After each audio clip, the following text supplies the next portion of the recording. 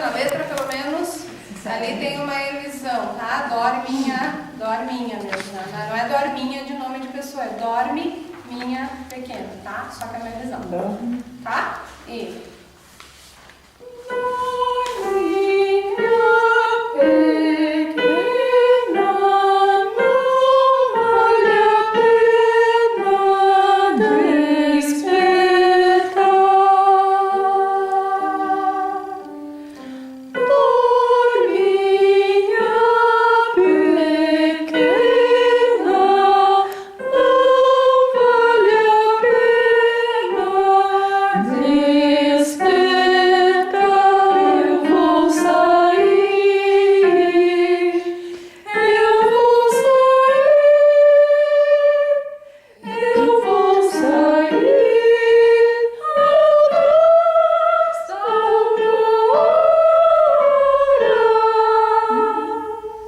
Muito bem, mais uma vez até aí, um pouquinho mais andado.